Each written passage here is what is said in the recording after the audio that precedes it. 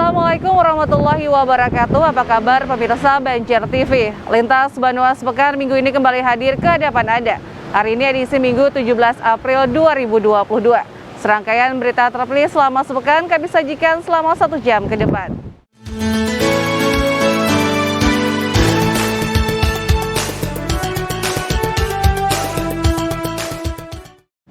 Pemirsa, masih mahalnya harga minyak goreng kemasan membuat sebagian warga beralih ke minyak goreng curah. Hal ini terbukti dengan banyaknya warga yang rela antri di setiap operasi pasar, salah satunya di Kelurahan Sungai Andai yang menyediakan 2.000 liter minyak goreng.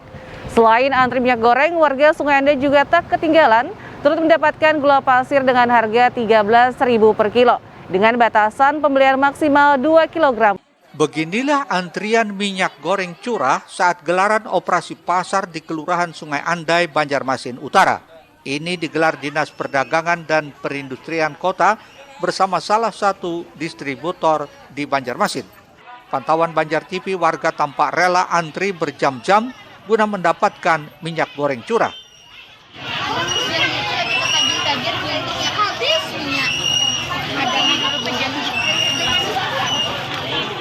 Salah satu warga yang ikut antri mendapatkan minyak goreng tersebut lantaran harganya jauh lebih murah daripada membeli di pasar. Menurutnya harga minyak goreng curah di pasaran saat ini sudah mencapai Rp20.000 per liter. Sementara di operasi pasar ini hanya Rp14.000 per liter. Ini lebih murah makanya antri, tapi banyak banget. Kita berapa jam dia antri? Itu 2 jaman dari jam 9 tadi. Belum belum dapat? Kada dapat lah. Tuh sudah banyak. Gitu. Kalau di pasaran berapa tadi, Bu? 20 ya. Sementara itu, Lurah Sungai Andai menyatakan operasi pasar minyak goreng ini kerjasama dengan Dinas Perdagangan dan Perindustrian untuk membantu warganya yang saat ini sedang kesulitan mendapatkan minyak goreng dengan harga murah dengan menyediakan sebanyak 2.000 liter dengan batas pemberian maksimal 5 liter per orang. Hari ini tahap pertama itu 2.000 liter, sasaran ini masyarakat umum. Kemudian nanti di tahap kedua jana 2.000 liter lagi, sasarannya ada untuk UMKM dan juga masyarakat juga. Satu kakak itu kami batasi maksimal pembelian 5 liter untuk minyak curahnya. Kalau untuk minyak kemasannya, satu kakak kami batasi 2 liter. Jadi 14 kali 5 liter kayak gitu kan? Ya. Kepala Bidang Perdagangan dan Perindustrian menyatakan operasi minyak goreng curah ini digelar untuk pertama kali di Kota Banjarmasin dan selanjutnya akan diteruskan ke kelurahan lainnya yang padat penduduk. Selain minyak goreng curah, pada operasi pasar tersebut juga dijual minyak goreng kemasan dengan harga Rp22.000 per liter. Muhail, Banjar TV.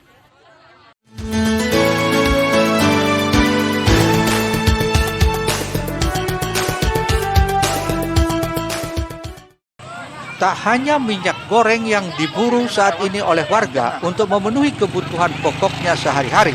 Pasalnya selain minyak goreng, gula pasir juga mengalami kenaikan harga yang signifikan. Tak heran jika komoditas yang satu ini turut diincar meskipun dalam pembeliannya harus antri dan dibatasi. Salah satu warga menyatakan meski lama mengantri namun baginya tak mengapa, asalkan bisa mendapatkan gula dengan harga murah. Pasalnya saat ini harga gula di pasaran juga diakui sangat mahal, yakni 15 sampai 17.000 per kilo. Sedangkan di pasar murah hanya berkisar 13.000 per kilo. Itu lebih murah nggak, Bu? Murah sedikit dari pasar. Oh, jadi 4 mantri lah. Iya, 2 kilo dari 14.000 1 kilo maksudnya ya? 13.000. Oh ya, kalau di pasar berapa, Bu? 15. Oh, 15 lah. Fatimah berharap kegiatan pasar murah ini bisa terus dilakukan agar warga tak kesusahan mendapatkan bahan pokok dengan harga murah, khususnya minyak goreng dan gula pasir.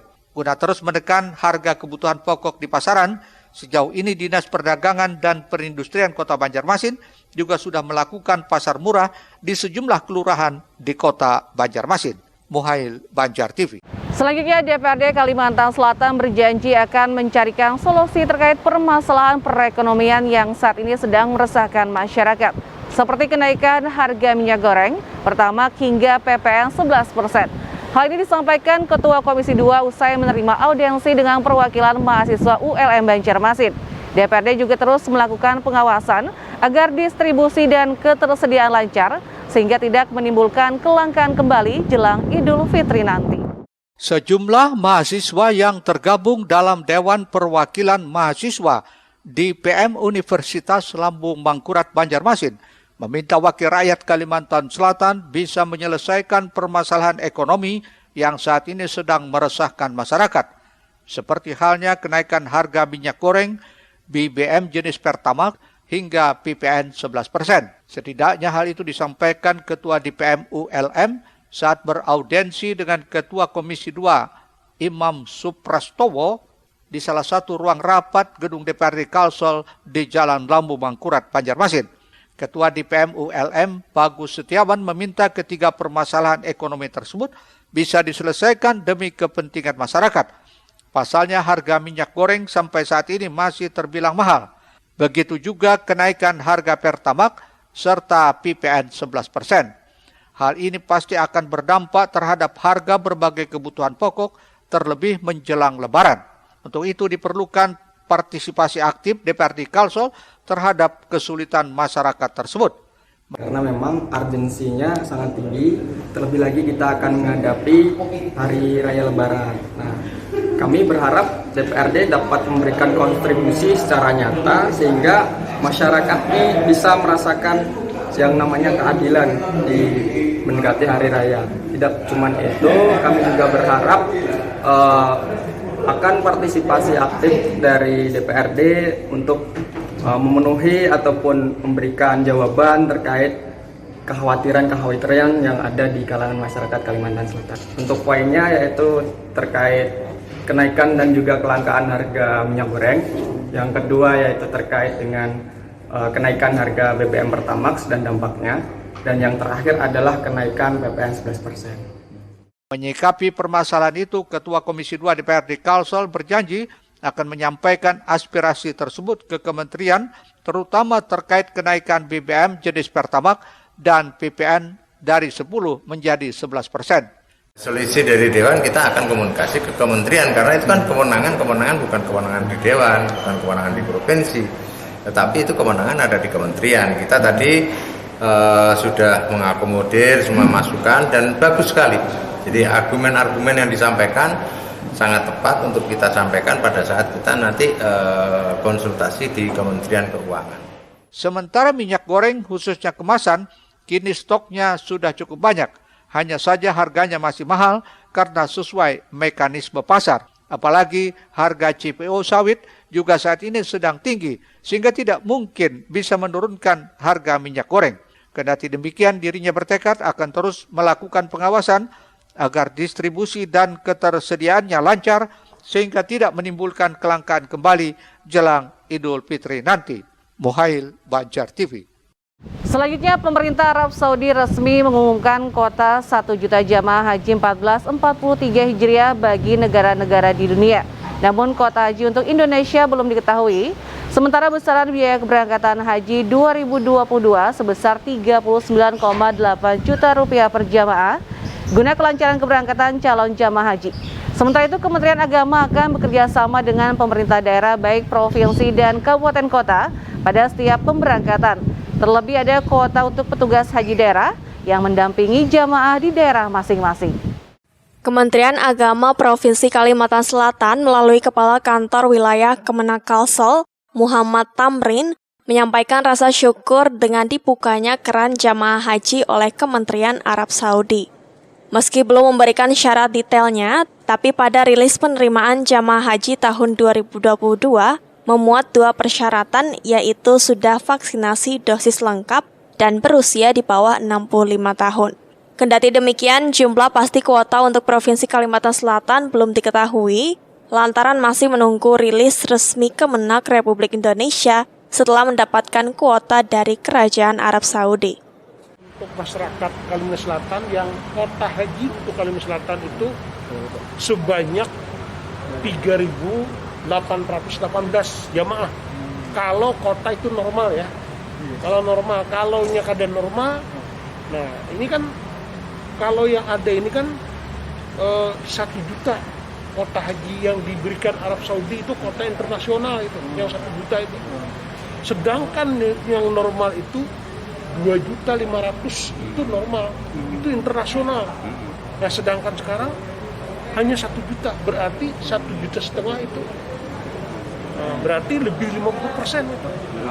Nah berarti kalau nanti Kalimantan Selatan yang kuota hajinya 3.818 itu apakah nanti dikurangi 50% sekian? Nah, jadi ulun kadakawa menyampaikan berapa kota untuk Kalimantan Selatan. Tapi kalau yang normal ada 18 kloter ya. Guna kelancaran keberangkatan calon jamaah haji, Kementerian Agama akan bekerja sama dengan pemerintah daerah, baik provinsi dan kabupaten kota, pada setiap pemberangkatan. Terlebih ada kuota untuk petugas haji daerah yang mendampingi jamaah di daerah masing-masing. Ahmad Ramadhani, Banjar TV. Selanjutnya, Taman Kelayan yang kini berada di kawasan Teluk Kelayan Banjarmasin Tengah, pembangunannya baru saja selesai akhir tahun lalu. Namun sangat disayangkan kehadiran taman ini terkesan tidak terpelihara dengan baik, sehingga fasilitasnya mulai banyak yang rusak dan hilang. Seperti pada tulisan Taman Kelayan, dan warga berharap agar lokasi itu bisa terpelihara dengan baik. Setidaknya harus ada pengawasan dari pihak terkait seperti Satpol PP. Taman Kelayan yang berlokasi di kawasan Teluk Kelayan atau lebih tepatnya di belakang Rusunawa, Banjarmasin Tengah, baru saja selesai dibangun pada Desember tahun 2021 lalu. Namun sayangnya, setelah beberapa bulan berjalan dan bisa dimanfaatkan warga untuk bersantai dan lainnya, kini kondisi ikon baru Banjarmasin tersebut terkesan tak terawat. Pasalnya selain banyak fasilitas yang rusak atau beberapa huruf yang hilang pada tulisan Taman Kelayan, taman tersebut juga mulai banyak dipenuhi sampah sisa makanan. Bahkan dari pantauan Banjar TV, tulisan Taman Kelayan sebelumnya hanya ada beberapa huruf saja yang hilang. Namun akhir belakangan ini huruf tersebut hanya tersisa 2 huruf pada tulisan taman.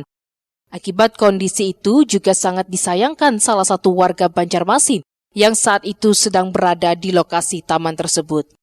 Bahkan dirinya menduga rusaknya atau hilangnya tulisan Taman Kelayan bukan karena dorongan angin kencang, melainkan sengaja dirusak oleh tangan-tangan jahil atau tidak bertanggung jawab. Sungguh sangat menyayangkan, karena fasilitas ini adalah buat masyarakat dan buat kita semua.